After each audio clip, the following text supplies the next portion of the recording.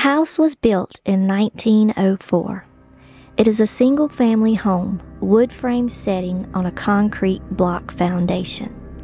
I have been living here for about 12 years. Of all the weird things that my siblings and me have seen or heard in this house, this one event is my favorite.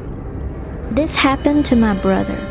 About 10 years ago, my brother and his best friends had started a garage band playing mostly Spanish rock alternative music, but in Spanish.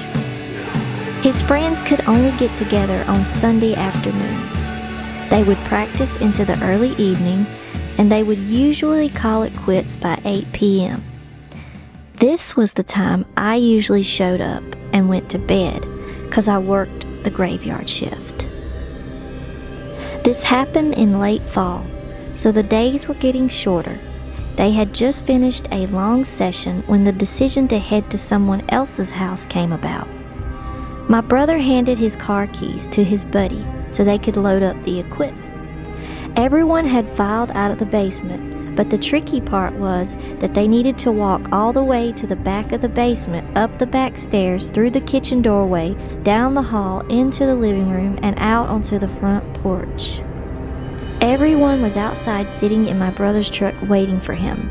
My brother was walking up the back stairs when he remembered that he left his pancakes in a to-go container sitting on a speaker in the basement. He made the decision to go back. Now the basement is not clean with full sight lines. There had been partitions made, and the boiler and main heating unit are right smack in the middle. So after my brother's walk back, he is about to retrieve his food container when out of the corner of his eye, he sees it. It is a shadowy figure right at his peripheral vision. This feeling of dread and uneasiness washed over my brother. He had been taught that if you are in the presence of a spirit or a ghost and you felt a bad vibe, to say quick prayer or to cuss at it. My brother chose the latter, and he told it, "Hey, get out of here. I don't have time for this." My brother started to walk to the back of the basement and briskly up the stairs, closing doors and turning off lights as he was walking out. The last light switch is on the opposite side of the front door. Luckily, the door was open and the light from the street lamp was flooding the living room with its amber light. My brother said he felt something at his back, but at no point did he turn around. As he flicked the last switch, the living room went dark, and as did the rest of the house. As he stepped out, he pulled on the door, closing it behind him.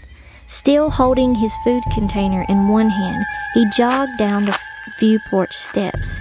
He walked towards the front gate. Our house resides far from the main street, essentially having a large front yard but no rear garage.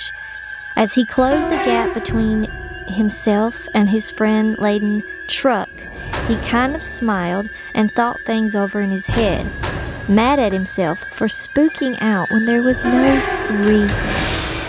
He climbed into the driver's side of the truck, putting on his seatbelt and getting ready to pull out of the parking spot directly in front of the house, when one of his friends asked, "Hey, wait, what about your brother? Isn't he coming with us?" My brother answered, "What do you mean? He went to work early tonight. He's already gone.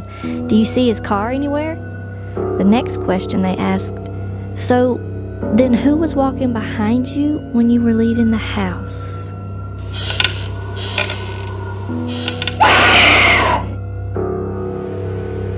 Don't forget to sleep with your lights